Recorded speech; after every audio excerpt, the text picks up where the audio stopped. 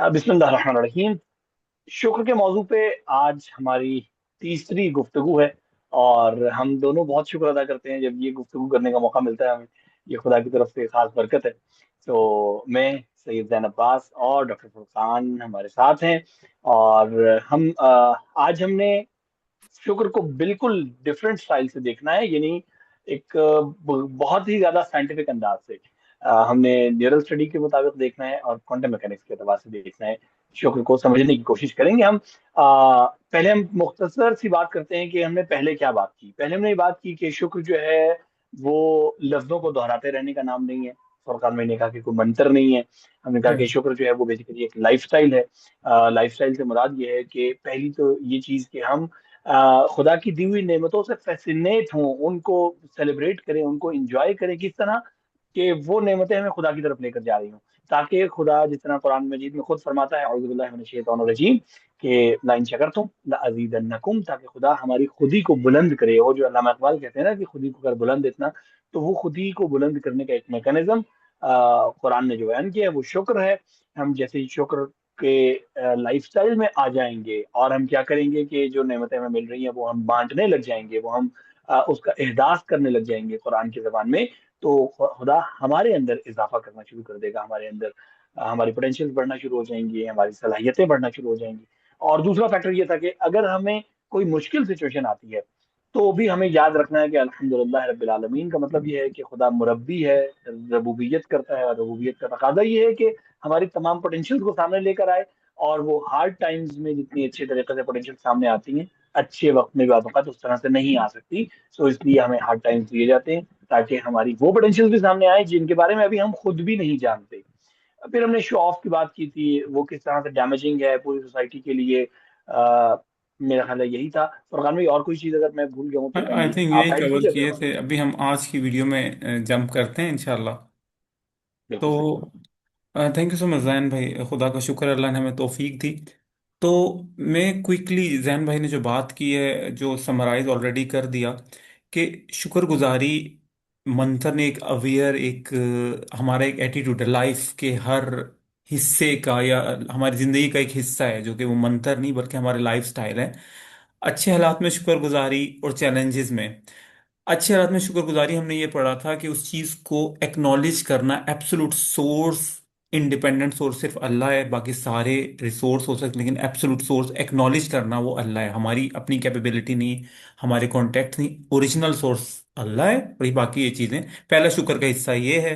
दूसरा हिस्सा था कि उसको एक्सप्रेस करना बाय वर्ड्स, बाय अवेयर, अल्लाह सुब्हानहू व तआला का शुक्र अदा करना और इमोशन से अल्लाह को शो करना, रिस्पेक्ट से। और तीसरा ये था कि उसको अल्लाह की को खुश करने के लिए यूज करना। ये तो होगा जब हालात अच्छे हों। अगर हालात चैलेंजिंग है, तब भी शुक्र का तरीका ये कि अल्लाह की तरफ से आ रहा है, और हुस्न ज़न बिल्लाह, इसमें खैर, अल्लाह ने जो किया उसमें खैर है, जो अल्लाह कर रहा है वो खैर है, जो अल्लाह करेगा वो खैर है। अल्लाह मुरब्बी है, अल्लाह ताला हमारी उस, अगर आप ये बात समझ जाएं, अभी हम आगे भी डिस्कस करेंगे इसके फायदे के, चैलेंज है उसमें भी शुक्र करना है, और उसकी, कि मेरा रब मुझसे प्यार करते हो, हमेशा अच्छा ही करता है। अगर ये आपको ट्रेन करना पड़ेगा। अब आते हैं फायदों की जानिब। पहला फायदा जैन भाई ने बता दिया, अल्लाह सुब्हानहू व तआला फरमाता है ला इन शकरतुम ला अज़ीदन्नकुम। मैंने बचपन से लेकर, ये जैन भाई थे जिन्होंने मेरी इस तवज्जो दिलाई एक हमारी कॉल पे। बचपन से मैंने इस आयत को जब मैं देखता था, ला इन शकरतुम ला अज़ीदन्नकुम की जो ट्रांसलेशन मुझे समझ, उर्दू में जो डिफरेंट, अगर तुम शुक्र करोगे, तुम्हारी मफहूम ये बनता है तुम्हें और नेमतें दी जाएंगी। वहां पर रैन भाई से बात हुई, उसमें एक उन्होंने मेंशन किया यहाँ पर, अजीदन्ना कुम है। अजीदन्ना ये नहीं था अजीदन्ना अम्वाला कुम, अजीदन्ना यानी ऑब्जेक्ट जो था वो कोई और चीज नहीं थी कि तुम अगर शुक्र करोगे तो मैं अजीदन्ना वो चीज बढ़ा दूंगा। अल्लाह सुब्हानहू व तआला फरमा रहे मैं तुम्हें बढ़ा दूंगा। अब यहां पर हमने पढ़ा था, अब हमें बढ़ाने का क्या मतलब है, हमारी कैपेबिलिटीज, हमारी कैपेसिटीज, हमारी जो डिफरेंट इमोशनल रेजिलियंस जो है वो बढ़ जाएगी। ये अल्लाह सुब्हानहू व तआला का कहने वादा है। आगे चल के देखते हैं ये हो रहा किस तरह, होएगा, होगा किस तरह। अब पहले हम लोग इसको थोड़ा सा अपना न्यूरो साइंस की तरफ जाएंगे, फिर क्वांटम फिजिक्स की तरफ जाएंगे। मैं सिंपलेस्ट फॉर्म में एक्सप्लेन करने की कोशिश करूंगा कि हमारा जो जिस्म है, हमारा जो बॉडी है, इसके दो किस्म के सिस्टम हमारे काम कर रहे हैं। एक सिस्टम जो है वो है ऐसा सिस्टम जब हम स्ट्रेस में होते हैं, fight and fly, fly and fight. जो जब आपको कोई खतरा महसूस हो या फिर आपकी कोई स्ट्रेस हो, आपने देखा होगा जब आपने कहीं, जैन भाई हम सारे इस सिचुएशन से गुजरते हैं, कभी खौफ ज्यादा कोई यस चीज यस। का पाकिस्तान में कुत्ते पीछे लग जाए या फिर कोई ऐसा रियल हमें खतरा हो, तो हमारा एक जिसम इस तरह, हमारी दिल की धड़कन तेज हो जाती है, हमारा जो खून की जो है, कहने जो बहाव है वो तेज हो जाता है, हमारे सांस जो है वो काइंड ऑफ क्या कहते हैं शैलो हो जाते हैं। हमारा जो जिस्म में असल में जो स्ट्रेस हार्मोन है, एड्रीनलीन और कॉर्टिसोल, वो बढ़ जाता है, और उसकी वजह से सारे सिस्टम। अब बात ही हमारे हमारे लिए अल्लाह सुब्हानहू व तआला ने एक सिस्टम बनाया, जब खतरा हो तो ये सिस्टम ऑन हो जाए, ठीक है। और हम लोग उस सिस्टम को, जिस तरह अगर हमने कहीं भागना है, कोई खतरा है, या तो हम उसे फेस करेंगे, फाइट, या फिर भाग जाएंगे, फ्लाई। अब जो दूसरा सिस्टम है, ये हमारा नॉर्मल सिस्टम, स्ट्रेस में होना चाहिए ओरिजिनली। ये सिस्टम अगर तो स्ट्रेस में हुआ है, हमें हेल्प की भागने में, तो ये अच्छा है। लेकिन अगर हम इसे ओवर थिंकिंग से भी हम एक्टिवेट कर लेते हैं, हमारा दिमाग डिफरेंशिएट नहीं करता रियल खतरे को और इमेजिनरी को। अगर हम दिमाग में खतरा पैदा कर लेंगे जो कि फियर नहीं होगा, तब भी ये सिस्टम एक्टिवेट हो जाएगा, तब भी हमारे वो जो स्ट्रेस हार्मोन हमारे जिस्म में होंगे, तब भी हमारा ब्लड प्रेशर जो उस पे इफेक्ट जो है इसका, जब कॉर्टिसोल हमेशा हर वक्त आप सोचते रहेंगे आपके जिस्म में ज्यादा रहेगा, तो आपको वो जो दिल की और कोलेस्ट्रॉल की वो सारी बीमारियां होंगी, क्योंकि वो सिस्टम जिसके लिए डिजाइन किया है वो यूज नहीं हो रहा।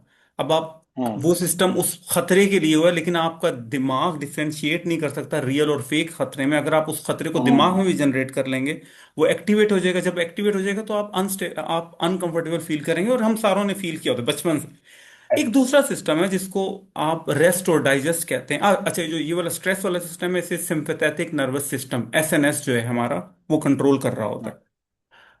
अच्छा, ये दूसरा, और जो दूसरा सिस्टम जो हम रिलैक्स होते हैं, जिसको हम रेस्ट एंड डाइजेस्ट मोड कहते हैं, उसमें क्या होता है कि उसमें एक और बात याद आ गई। जो एसएनएस सिस्टम है, जब हमारा वो स्ट्रेस वाला, उस टाइम हमारी जो दिमाग का जो अगला हिस्सा होता है, जो हमारी थिंकिंग कैपेबिलिटीज को कंट्रोल करता है, जब हम स्ट्रेस में होते हैं वो भी काम नहीं सही करता। जब हम एसएनएस मोड हमारा एक्टिवेट होता है, मैं भी रिलैक्स मोड पे नहीं आया, दोबारा मेरे जहन में आ गई, ये फाइट और फ्लाइट मोड में हमारा हाँ। दिमाग का कॉग्निटिव कैपेबिलिटीज जो होती हैं वो, हम लोग क्रिटिकल डिसीजन नहीं ले रहे होते, इमोशनल ब्रेन मेरा डोमिनेट होता फ्रंटल है। लोब काम नहीं कर फ्रंटल रही लोब, होती वो। बिल्कुल प्री फ्रंटल लोब, इमरजेंसी में जो हमारा जो है ना, वो बैक साइड पे वो कौन सा होता है, एमिगडेला, बॉन मैरो के साथ जो कनेक्टेड होता है, हाँ, एमिगडेला। जो अर्जेंट डिसीजन ले रहा होता है, एमिगडाला, बिल्कुल सही। एमिगडेला वो, यानी वो हैवी हो जाता है, जो हमारा प्री फ्रंटल कॉर्टेक्स है, जो कि हमारी जो है ना एक क्रिटिकल थिंकिंग कर सकता है। तो हमारा इमोशनल ब्रेन जो है वो एक्टिवेट होता है, और हमारी जो थिंकिंग कैप, गुस्से में भी हमारा यही सिस्टम, फ्रस्ट्रेशन में, गुस्से बिल्कुल सही, में, किसी भी तरह के इमोशंस में, ये हाँ। वाला जो एसएनएस एक्टिवेट होता है, और हमारे सारे। अब ये वाला एक सिस्टम हो गया। हमारा जो दूसरा सिस्टम है हमारी बॉडी में, वो है पीएनएस। जब हमारा जो मैं कह रहा हूँ रेस्ट और डाइजेस्ट मोड, उसमें क्या होता है, जब हम जरा हम्म रिलैक्स होते हैं, हमारी दिल की धड़कन नॉर्मल हो गई, हमारा जो ब्रीदिंग है वो लॉन्ग ब्रीद, नॉर्मल ब्रीदिंग, यानी हमारे जो नॉर्मल हालात हैं, काम, रिलैक्स। जो रेस्ट और डाइजेस्ट है उसको जो कंट्रोल करते हैं वो पैरासिम्पैथेटिक नर्वस सिस्टम है। उस सिस्टम में हमारा जो ये प्री फ्रंटल कॉर्टेक्स है, थिंकिंग कैपेबिलिटीज हमारी कायम बहाल हो जाती है। बहुत अब अच्छा। सीन कुछ इस तरह से है, जब आप स्पेशली शुक्र, नॉर्मल हालात में तो हम कर रहे हैं, जब आप स्ट्रेस या अनकंफर्टेबल और अपने दिमाग में आप हुस्न ज़न बिल्लाह कर लेते हैं, तो आप एसएनएस मोड से आप पीएनएस मोड पे अपने आप को कन्वर्ट कर ओ, सकते हैं। जब एक्सीलेंट। आपका जो जबरदस्त। स्ट्रेस और वो जो आपका मोड है जो कि एक्टिवेट हो रहा है, उसको अगर आप अपने दिमाग में यकीन आपका स्ट्रांग हो जाए, तो आप अपने बाहर एक ऐसी सिचुएशन है जो कि लॉस है, जो अनसर्टेन है, जो कि हम्म आपको तबाही हो चुकी है, और आप हम्म। इंटरनली हुस्न जन बिल्ला, और साइंस में इसको रिफ्रेमिंग, कॉग्निटिव ओ, रिफ्रेमिंग कह लें, अच्छा। एक वाक्य की आउटपुट को किसी और से जोड़ लें आप। वहाँ क्या हुआ है, हम्म। यानी आपका दिमाग है ना, उसको उसको रियल, और अभी मैंने पहले कहा हमारे दिमाग को रियल और फेक में फर्क नहीं, बिल्कुल एक्सपीरियंस सही। जो मर्जी। इधर आप ये कह लें कि खतरा नहीं है।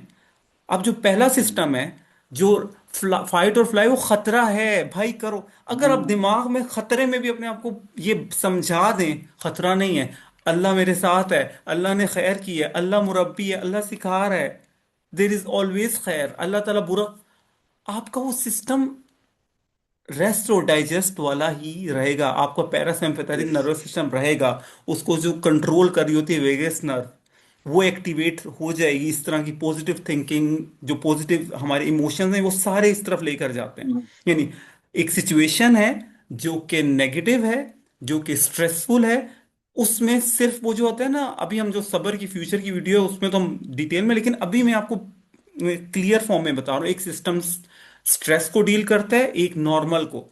अगर आप अपने आप को ट्रेन कर लें कि किसी भी सिचुएशन में अपने पीएनएस को एक्टिवेट किस तरह कर सकते हैं, जब आप अपने दिमाग में ही थिंकिंग बनाएंगे भाई खतरा नहीं, आपको जहन में सिक्योरिटी फील हो कि यार नहीं, प्रॉब्लम नहीं है।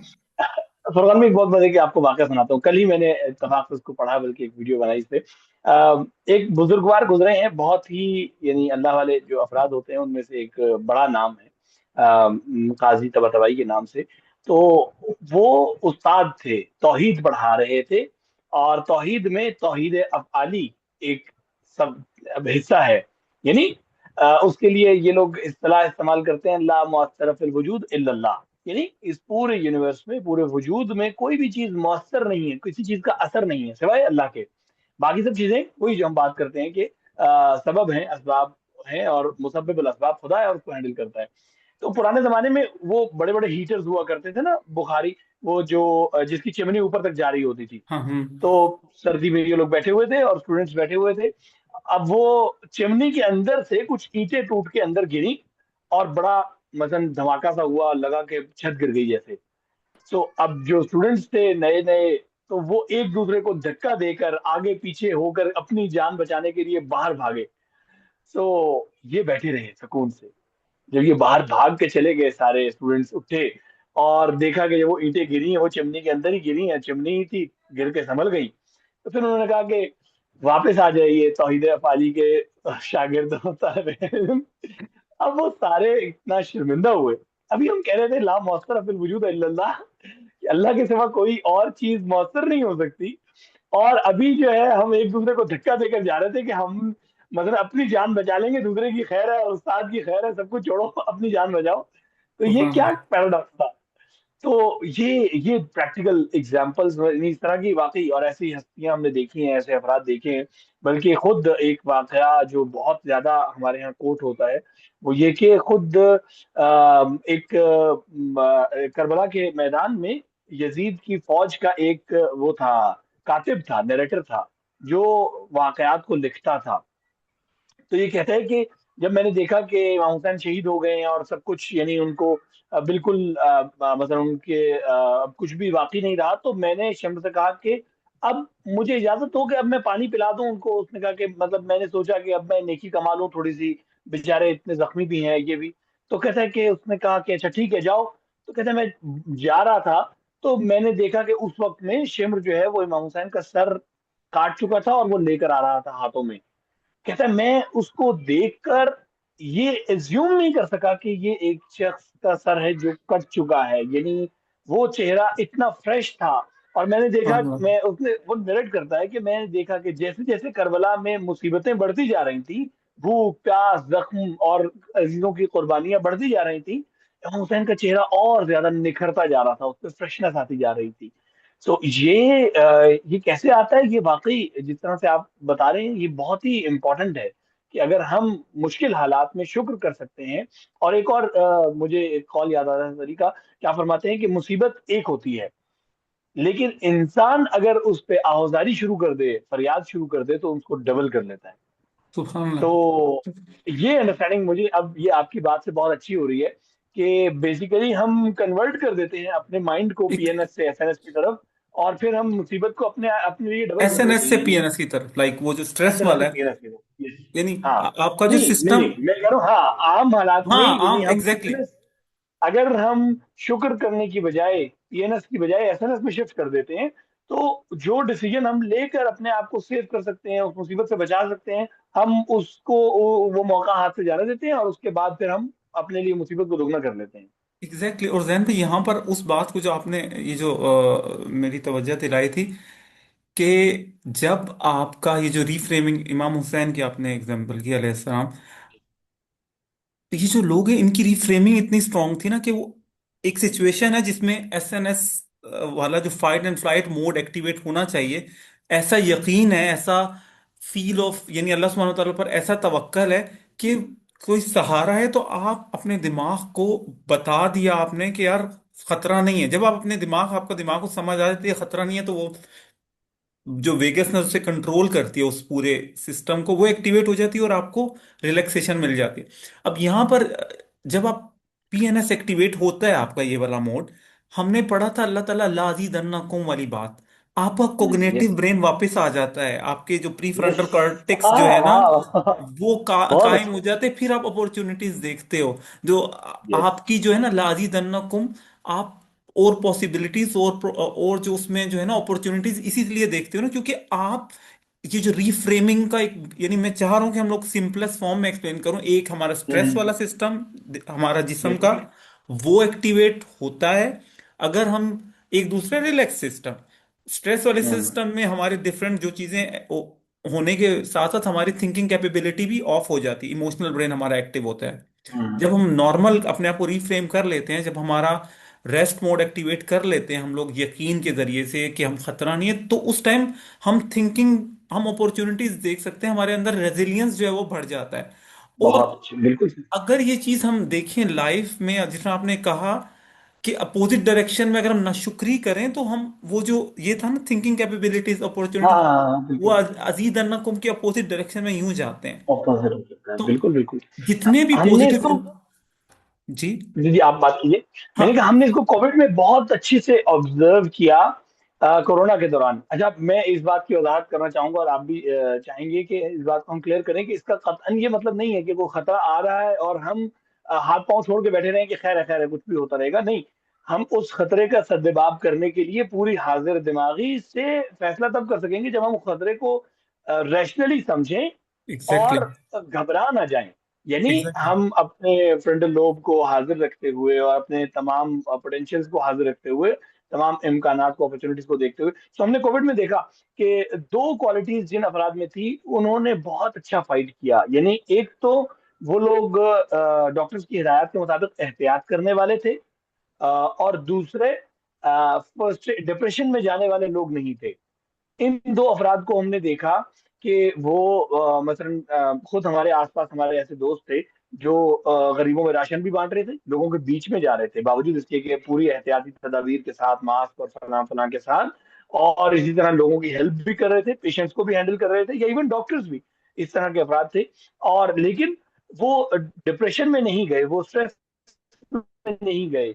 उनका इम्यून सिस्टम बहुत एफिशिएंटली काम कर रहा था क्योंकि वो एक रिलैक्स थे और उनको एक मतलब यही ये अजीरन्ना कुम वाली चीज मुझे लगती है कि वो शुक्र अदा कर रहे थे खुदा की, खुदा ने हमें तौफीक दी है। सो वो इतना एंजॉय कर रहे थे अपने इस काम को कि उनका इम्यून सिस्टम इतना परफेक्टली काम कर रहा था कि उन्हें कोई मुश्किल नहीं हुई। जबकि ऐसे अफराद जो एहतियात तो कर रहे थे, बिला वजह की एहतियात कर रहे थे, लोगों को घर नहीं घुसने दे रहे थे, पता नहीं दूर दूर भाग रहे थे, लेकिन स्ट्रेस में थे। तो मैंने देखा कि मतलब हर तरह की एहतियात करने के बावजूद भी वो लोग मतलब फाइट नहीं कर सके कोविड से, उनका इम्यून सिस्टम काम नहीं कर सका और वो बहुत मुश्किल से रिकवर हुए। सो ये बिल्कुल जो आप कह रहे हैं ना अजीदन्ना को, ये क्या होता है, सो आपकी बॉडी के तमाम फंक्शनैलिटीज बेहतर अंदाज में काम करना शुरू कर देती है, खुदा की तरफ से आपके लिए ब्लेसिंग है। और उसके मुखालफत करने से क्या होता है कि आपको जो खुदा ने टूल्स दे रखे हैं आप उन्हीं को इस्तेमाल नहीं कर पाते और आप अंडर यूटिलाइजेशन के साथ एक बहुत वीक सिचुएशन में किसी भी चीज का मुकाबला कर रहे होते हैं। Exactly exactly। बात यहाँ पर जो आपने बड़ी प्यारी बात की है कि एहतियात, वो सारी बात यहाँ पर जो हो रही है कि अगर एक खतरा हुआ है, कोई गर्म आग है, अपने हाथ हटाना है, यस। कोई खतरा, लेकिन बात यहाँ पर बात ये हो रही है कि आपकी करंट हालात जो अल्लाह ने दिया है, जो आप हैं, इसमें शुक्र, इसमें खैर है, इसमें मान लें कि जो है अल्लाह की यस। तरफ से उसने दन, जब आप इसमें मान जाएंगे, इसमें शुक्र एक्सेप्ट कर लेंगे अपने हालात को, एक्सेप्ट वाकयात करें, को, मामलात को, जो अडाप्ट है करेंगे अल्लाह की उसको। तरफ से, जिस जिस जो हैं वो अल्लाह की तरफ से हैं, जो आपके पास कैपेबिलिटीज हैं वो अल्लाह की तरफ से हैं, जो हालात हैं वो अल्लाह की तरफ से हैं, इनको जब एक्सेप्ट करके अल्लाह से शुक्रगुजारी करेंगे, वो एक्सेप्ट भी कर रहे हैं, शुक्रगुजारी भी कर रहे हैं। जब आप शुक्रगुजारी करें, आप रीफ्रेम करें, यार I am good, I am safe, I am, यानी बिल्कुल। आपको अपने आप को समझा रहे हैं कि भाई वो इररेलेवेंट जो नहीं है, कंपैरिजन वाला जो एक हमारा दिमागी वो जो जी जी जी जी। मसला, आप कंपैरिजन से निकल जाते हो।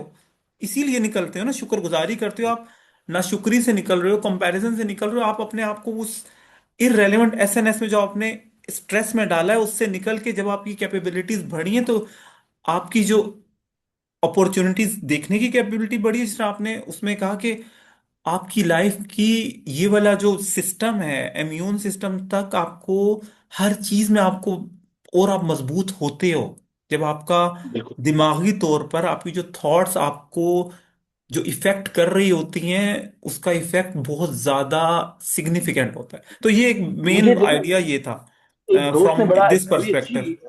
बात कही, जो आप कह रहे हैं ना कंपैरिजन वाली बात। अच्छा, ये इतनी स्ट्रेंज है कि इंसान खुद भी जज नहीं कर पाता कि वो कितना गलत तरीके से कंपैरिजन कर रहा है। एक मतलब एक दोस्त ने बात की और मुझे बड़ी अच्छी लगी। उसने कहा कि यार, हम खबरें पढ़ने को मिलती हैं कि मसलन बिजली का बिल ज्यादा आने की वजह से किसी ने खुदकुशी कर ली है। मतलब इसका वर्स्ट केस सिनेरियो क्या है? आपकी घर की बिजली कट जाएगी। आज से सिर्फ 50 साल पहले लोग बगैर बिजली की जिंदगी गुजारते थे। मतलब मतलब मैं पूरी हमदर्दी रखता हूँ ऐसे हर फर्द के साथ जो बेचारा नहीं अफोर्ड कर सकता। और वैसे सोसाइटी जिम्मेदार है, मैं खुद को भी जिम्मेदार गर्दानता हूँ अगर हमारे पड़ोस में कोई ऐसा फर्द हो जो बेचारा अफोर्ड नहीं कर सकता। लेकिन आप खुदकुशी क्यों कर रहे हो भाई?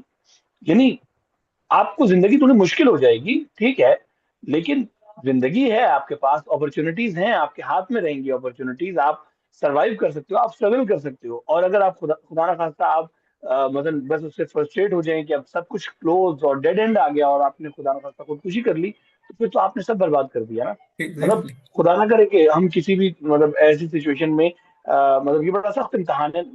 आल्दो मैं मतलब इस पे ये नहीं कहना चाहता कि नहीं हम बहुत अच्छे हैं या कोई ऐसा फर्द कमजोर है, लेकिन बहरहाल यानी बिलअमूम हमारी सोसाइटी में हम बहुत ज्यादा वीक पड़ जाते हैं। और जाहिर है कि हमारी यहाँ पे गुफ्तगू करने का मकसद भी ये है कि खुद हमें भी याद आता रहे और भी अगर कोई सुन रहा है तो वो उसके लिए एक यादआवरी का बाइस हो कि खुदा करे कि कोई अपने मतलब डाउन हिस्से में होते हुए, जिंदगी की डाउन साइड पे होते हुए भी इससे स्ट्रेंथ पकड़े और खुदा पे तवक्कल रखते हुए स्ट्रगल करे और इंशाल्लाह के बेहतर हालत में आ जाए। तो जैन भी, असल में हम लोग सबर पे इसको दोबारा जाएंगे, लेकिन पॉइंट यहाँ पर यह है कि यस आपके यस हालात यस, में वो हर बोलो। इवेंट, हर हालात, हर वाकयात, चाहे वो एक्सट्रीम अच्छा है आपके लिहाज से, एक्सट्रीम बुरा है, उसमें खैर है। अगर आप ये खैर है, मान यस। लेंगे तो आपका दिमाग बिल्कुल रिलैक्स हो जाएगा, और आप उसमें बिल्कुल। हमेशा एक, आप कोई अल्लाह के बारे में गलत बात नहीं, और हमेशा आपको उसमें से कोई अल्लाह निकाल देगा। जैन यस भाई, yes. Should we shift to the other perspective of quantum और यस, कंटिन्यू ऑन दिस? मेरा बड़ा दिन चाह रहा है। आप मुझे बताएं कि टाइम कितना है हमारे पास। अगर हमारे पास पंद्रह 15 बीस मिनट मिनट है है। तो हम 15 मिनट है, तो हम क्विकली हम मेरे ख्याल है आ सकते हैं क्वांटम पे। मैं इसको रिलेट करना चाहूंगा क्वांटम इंटेंगलमेंट के साथ। और ये बहुत ही इंटरेस्टिंग आप मैकेनिज्म है। क्विकली बताएंगे क्वांटम इंटेंगलमेंट एज वेल, हाँ शुक्रगुजारी, और बिल्कुल फिर बिल्कुल। हाँ हम बिल्कुल। लोग। पहले हम क्वांटम एंटेंगलमेंट की बात कर लेते हैं। क्वांटम एंटेंगलमेंट एक प्रोसेस है जो हम बहुत स्मॉल पार्टिकल्स में, यानी क्वांटम लेवल के पार्टिकल्स में जिसका हम मुशाहिदा करते हैं। और वो ये है कि जब दो पार्टिकल आपस में इंटेंगल्ड हों, यानी एक सी स्टेट में आ जाएं, और आसपास का नॉइज मतलब इन्वायरमेंटल नॉइज या टेम्परेचर या और कोई चीज इस पे इफेक्ट ना कर रही हो, तो ये दो पार्टिकल्स अगर बहुत दूर यानी यूनिवर्सेस अपार्ट भी मौजूद हों, कई लाइट ईयर्स के फासले पर भी मौजूद हों, तो ये इंफॉर्मेशन ट्रांसमिट कर रहे होते हैं एक दूसरे के दरमियान में। इंफॉर्मेशन ट्रांसमिट करने को हम टेक्निकल इस्तेलाह में ऐसी सिचुएशन को कहते हैं कि एक के अंदर आने वाली चेंज दूसरे के अंदर आ रही होती है, जिसको आइंस्टाइन साहब कहा करते थे कि ये कोई स्पूकी एक्शन है, ये अंडरस्टैंडेबल नहीं है। और उसकी वजह ये थी कि आइंस्टाइन ने इस बात को साबित किया था कि कोई भी information actually speed of light से ज्यादा तेज ट्रांसमिट नहीं हो सकती। तो अगर कोई दो ऐसे पार्टिकल्स 100 लाइट ईयर्स के फासले पर हैं, तो दैट मीन्स कि जो इंफॉर्मेशन उनके दरमियान में ट्रांसमिट होनी है उसमें कम से कम 100 साल लगने चाहिए, क्योंकि ज्यादा से ज्यादा स्पीड जो ये यूनिवर्स हमें अलाउ करती है वो स्पीड ऑफ लाइट है। और अगर फासला इतना ज्यादा है कि जहां पे लाइट को ट्रेवल करने में 100 साल लगेंगे, तो फिर उस इंफॉर्मेशन को पहुंचने में एक जगह से दूसरी जगह कम से कम 100 साल लगने चाहिए। यहाँ तक की बात फुरकान भाई मेरे ख्याल में मैं मतलब सही बता पाया हूँ सही। अच्छा, अब प्रॉब्लम ये है कि ये दोनों बातें कैसे दुरुस्त हैं, यानी आइंस्टाइन साहब का बताया हुआ ये फार्मूला भी कि इंफॉर्मेशन इससे तेज ट्रेवल नहीं कर सकती, और ये बात भी हकीकत है कि हम क्वांटम इंटेंगलमेंट को रियल लाइफ में ऑब्जर्व भी कर रहे हैं, हम देख भी रहे हैं, और बहुत सारे हमारे जिंदगी में होने वाले प्रोसेसेस जो हैं वो आज हम जानते हैं कि क्वांटम इंटेंगलमेंट की वजह से चल रहे हैं। इस बात को पैरेलल यूनिवर्स के तस्वुर से समझा जा सकता है कि ऐसा नहीं है कि एक पार्टिकल में हमने कुछ चेंज किया है तो ये पार्टिकल इंफॉर्मेशन भेजेगा उस 100 लाइट ईयर, 100 नूरी साल फासले पे मौजूद दूसरे पार्टिकल को, बल्कि हमारे सामने पार्टिकल्स की दुनिया में मल्टीपल पॉसिबिलिटीज, प्रोबेबिलिटीज मौजूद हैं। हम जो इसमें चेंज कर रहे हैं, हम एक ऐसी यूनिवर्स में दाखिल होंगे आगाहाना तौर पे, हमारा कॉन्शियस ऐसी यूनिवर्स में एंटर होगा जहां पे वो सामने वाला पार्टिकल, वो दूसरा पार्टिकल जो है वो उसी स्टेट में मौजूद है जो हमने चेंज यहाँ पे किया है। सो ये बात थोड़ी सी कॉम्प्लिकेटेड है, लेकिन हमारे सामने यानी फ्यूचर के लिए हमारे सामने इनफाइनाइट पॉसिबिलिटीज, प्रोबेबिलिटीज मौजूद हैं कि हम अगले लम्हे किस यूनिवर्स में एंटर हो सकते हैं। ये बात मुझे इस चीज से जोड़ती है कि हम बाज वक़ात हम ये देखते हैं कि यार फलां शख्स है, उसकी जिंदगी में खुदा का कोई लेना देना नहीं है, यानी वो खुदा को नहीं मानता, कुछ नहीं जानता, पर उसकी जिंदगी तो बिल्कुल ठीक जा रही है, उसको कोई प्रॉब्लम नहीं है।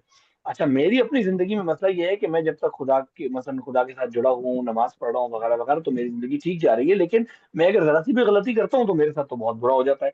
तो ये क्या हो रहा है?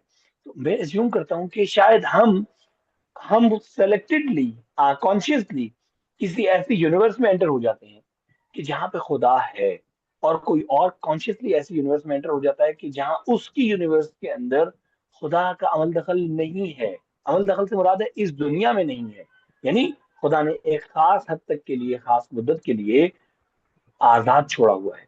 हम अगर ऐसी यूनिवर्स में दाखिल हैं जहाँ पे खुदा है, और खुदा की मज़ाहिर को, खुदा की कुदरत को हम देख पा रहे हैं अपनी आंखों से, और फौरी फौरी देख पा रहे हैं, तो दिस इज अ ब्लेसिंग।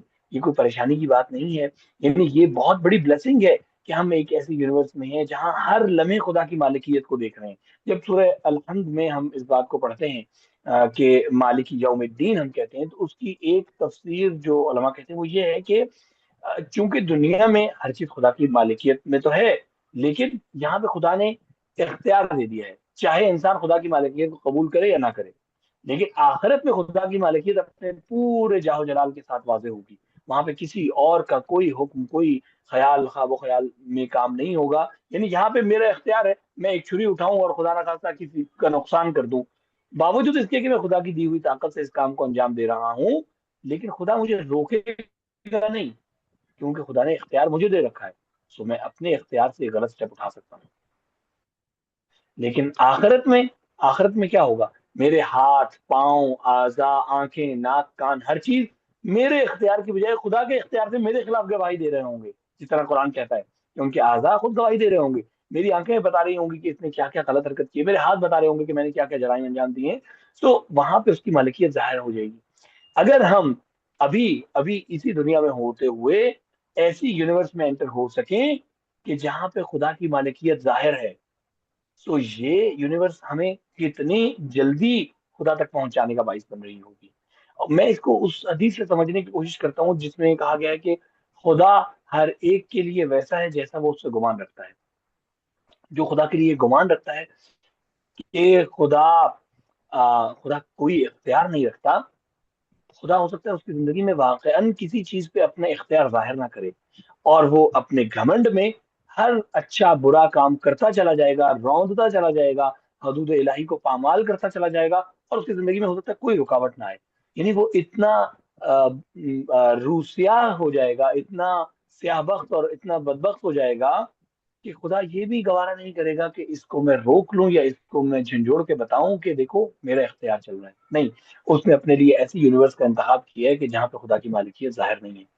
अगर कोई इंसान यही बात कि अपने शुक्र के जरिए ऐसी यूनिवर्स में एंटर होता है कि जहां पे खुदा की मालिकियत जाहिर है, फिर हर हर लम्हे उसे पता चल रहा होता है। और फिर हमने ऐसे अफराद देखे हैं कि कोई एक स्टेप भी अनकोऑर्डिनेटेड नहीं होता उनका, यानी उन्हें पता होता है कि मैंने अभी एक काम किया है, मैंने खुदा ना खास्ता मुझसे एक गलती सरजद हुई है, मुझे थोड़ी ही देर बाद इसका कोई ना कोई वो नतीजा मिल जाएगा।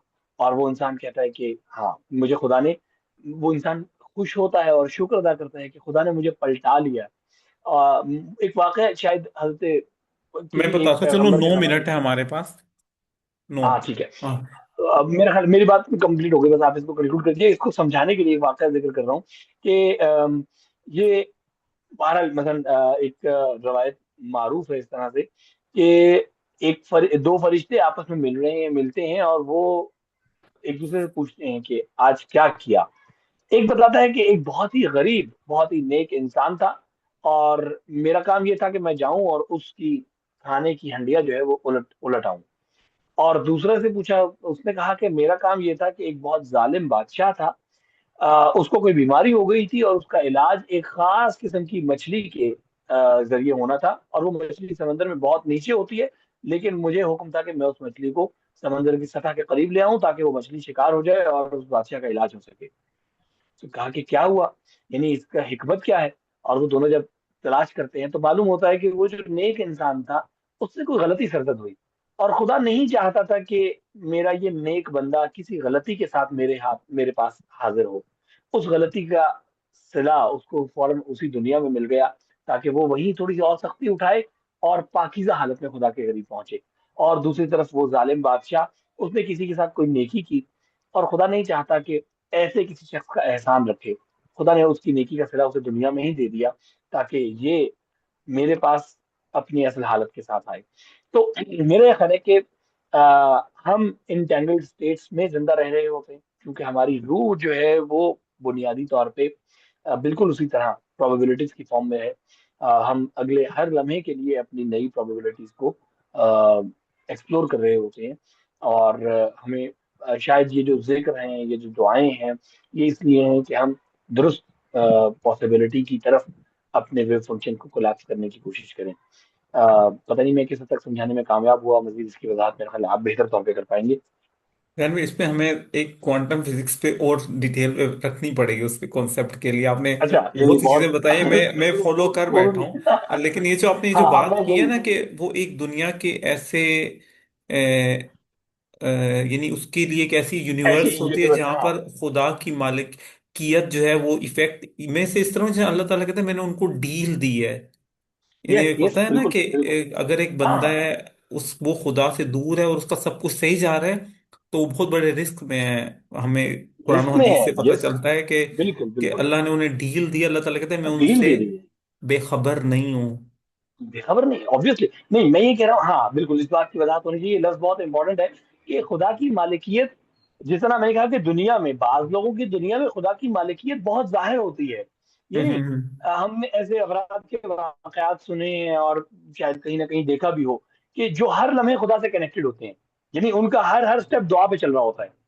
खुदाया मुझसे ये गलती हो गई, अपनी गलती भी खुदा से बता रहे होते हैं। खुदाया मुझे ये चाहिए, खुदाया तुझसे ये है, खुदाया आज ये मुश्किल पेश आ गई। अब ये किस यूनिवर्स में जिंदा रह रहे हैं कि जहां हर चीज खुदा कर रहा है। तो ये सुभान वो अल्लाह। असबाब के पीछे छुपा हुआ मुसब्बब इतना जाहिर है कि वो असबाब अब बमुश्किल ही पर्दा बन रहे हैं, वरना खुदा ने खुद को असबाब के पीछे छुपा रखा है ना। लेकिन बाज अफराद, यानी बाज हस्तियां इतनी वाज़ेह तौर पे उन असबाब को हटा कर देख रहे होती हैं। जैसे वो शायद मैंने पिछली मरतबा भी जिक्र किया था, इमाम हुसैन की दुआ जो आज के अरफा के दिन पढ़ी जाती है, उसमें बहुत खूबसूरत जुमला है कि अंधी है वो आंख जो तुझे नहीं देख पाती, भला ऐसी भी कोई आंख है जो खुदा को ना देख पाए। अब ये देखने से क्या मुराद है कि वो असबाब पर्दा ही नहीं बनते उसके सामने, क्योंकि वो हर सबब के पीछे का। इसी तरह हर तरीका नहजुल बलागा में पहला एक खुतबा है जिसका एक जुमला ये है कि मैंने किसी चीज को नहीं देखा मगर ये कि उससे पहले, उसके साथ और उसके बाद खुदा को देखा हो। तो सुभान यानी चीजें बिल्कुल वाज़ेह हो जाती है। तो ये एक और यूनिवर्स है। अब एक ऐसी यूनिवर्स है जिसको अल्लामा इकबाल इसको बहुत खूबसूरती से बयान करते हैं। अल्लामा इकबाल कहते हैं कि खिरद देखे अगर दिल की निगाह से, अक्ल अगर दिल से देख रही हो, तो क्या जहां रोशन है नूर ला इलाहा से। तो ये सारा जहान नूर ला इलाहा से रोशन है, इसमें और है ही क्या। और दूसरी अल्लाह। तरफ क्या है कि अगर फकत एक गर्दिश शामो सहर है, अगर देखें फरोग महरुमा से, अगर सूरज चांद के आने जाने से देखो तो फिर सिर्फ रात और दिन ढल रहा है, रात आ रही है दिन आ रहा है, इसमें कोई भी ऐसी निशानी नहीं है, कोई ऐसी चीज नहीं, खुदा को ढूंढ ही नहीं पाओगे तुम। तो जो दिल से देख रहा है उसके लिए ये यूनिवर्स ऐसी है कि जहां हर तरफ खुदा का जलवा बिखरा हुआ है। और वो खुदा से इतना डायरेक्ट है कि वो अपनी छोटी छोटी चीजें, वो अपने नमक खाने का नमक भी खुदा से मांग रहा है, और जूते का तस्मा भी खुदा से मांग रहा है, और उसको मिल भी रहा है। और दूसरा, उसकी कायनात इतनी ना अंधी और इतनी तारीक है कि उसमें खुदा के अलावा हर चीज का जलवा मैसर है। तो उसको खुदा कहीं नजर नहीं आता। ना उसको आसाइश में खुदा नजर आता है। वो आसाइश में क्या दावा करता है कि ये मैंने हासिल किया है। और वो मुश्किल में क्या कहता है कि ये मुझसे, मेरे साथ क्या हो गया, मैं पता नहीं फला बिजनेस डील गलत कर बैठा हूं तो मुश्किल आ गई है, या फला। उसको नजर नहीं आ रहा कि ये तो, मतलब ये सब चीजें कोऑर्डिनेटेड हैं। ये वो हर चीज को हादसा समझता है, ये हर चीज को मैथमेटिकल कैलकुलेशन समझता है, ये हर चीज को साइंटिफिक फिनोमेना समझता है। जबकि है, लेकिन उसके पीछे जो मुसब्बब छुपा हुआ है वो उस यूनिवर्स में नजर नहीं आ रहा उसको। उसने अपनी यूनिवर्स को ऐसा तारीख बना लिया है, और उसके साथ फिर वैसा ही मामला होता है। फिर वो कहता है मेरी दुआ कबूल नहीं हो रही। भाई तुम्हारी हम्म यूनिवर्स में कोई खुदा है जो दुआ कबूल करे तुम्हारी? नहीं है। तुमने खुद ऐसी यूनिवर्स का इंतखाब किया है। नहीं जैन भी, थैंक यू सो मच। अब मेरे ख्याल से आखिरी 2 मिनट में हम कंक्लूड करते हैं। हाँ, इसको कंक्लूड। मेरा ख्याल से शुक्रगुजारी का हमने हमने देख लिया कि हमने अपनी लाइफ में खुदा का शुक्र अगर हम ऐड करेंगे, पॉजिटिव हालात हो या नेगेटिव या चैलेंजेस हो, पॉजिटिव हालात में अल्लाह को एक्नॉलेज करके, अल्लाह सुब्हानहू व तआला का शुक्र, यानी अब्सोल्यूट सोर्स अल्लाह को मान के, कोई भी नेमत अल्लाह की तरफ से है और अल्लाह सुब्हानहू व तआला का एक्सप्रेस करके बाय वर्ड्स, बाय इमोशंस, और उनको अल्लाह के लिए, अल्लाह की खुशी के लिए यूज करके। दूसरी तरफ अगर आपके पास चैलेंजेस हैं तो उसमें भी शुक्रगुजारी के, अल्लाह की तरफ से जो आ रहा है उसमें खैर है। और अगर आप ये करेंगे तो आपको ना सिर्फ लाजी दन्ना कुम की रोशनी, मतलब आपको आपकी जो नेमतें हैं अच्छे हालात में उनको और बढ़ा देगा। और कभी कभी होता है कि हम अच्छे हालात में होते हैं, पता नहीं है कुछ और ना हो जाए। होता है कुछ लोगों को खुशी में यस। भी आपको ये हम भी चला बहुत जाएगा, होता है। खुशी है अल्लाह की तरफ से है, कोई और हालात आएंगे वो भी अल्लाह की तरफ से, यस। खुशी में भी। बिल्कुल। यानी एब्सोल्यूट, अगर आपकी हदरत सुलेमान वाली सिचुएशन है अल्हम्दुलिल्लाह, हदरत अयूब वाली सिचुएशन है हम्म। अल्हम्दुलिल्लाह। तो इस पे भी हम बात अल्हम्दुलिल्लाह। करें, कुरान पाक में उन दोनों का तस्करा इकट्ठे आया है, हम इस पे बाद में बात यस। करेंगे, लेकिन दो एक्सट्रीम्स हैं। तो शुक्रगुजारी ऐड करें, अल्लाह अच्छे और बुरे हालात में शुक्रगुजारी ऐड करें। और अगर आप ऐड करेंगे तो स्पिरिचुअल बने, अल्लाह सुब्हानहू व तआला भी राजी होगा, आपकी कैपेबिलिटीज जो हैं वो बढ़ जाएंगी। और इसके अलावा नाशुक्री करेंगे तो आपकी जो लाइफ है उसमें लाजी दन्नाकुम की अपोजिट डायरेक्शन में चले जाएंगे। आपकी यस। जो शुक्रगुजारी में जो अल्लाह आपको हर चैप्टर में इमोशनल रेजिलियंस आपकी बढ़ेगी, आपकी नेमतों में इजाफा होगा, आपकी क्रिटिकल थिंकिंग बढ़ेगी, आप हर सिचुएशन में आपका जो है ना वो रेस्ट और डाइजेस्ट मोड एक्टिवेट होगा, पीएनएस एक्टिवेट होगा, आप यस। अच्छे तरीके से। अगर आप नाशुक्री करेंगे तो आपकी लाइफ में आप अपॉर्चुनिटीज नहीं देख सकेंगे, आपकी लाइफ में जो है ना चैलेंजेस और मसाइल मुश्किलात आएंगे। बढ़ती चली अल्लाह जाएंगी। ताला यस। में अमल की तौफीक अता फरमाए। इलाही आमीन। और thank you so much Jain भाई।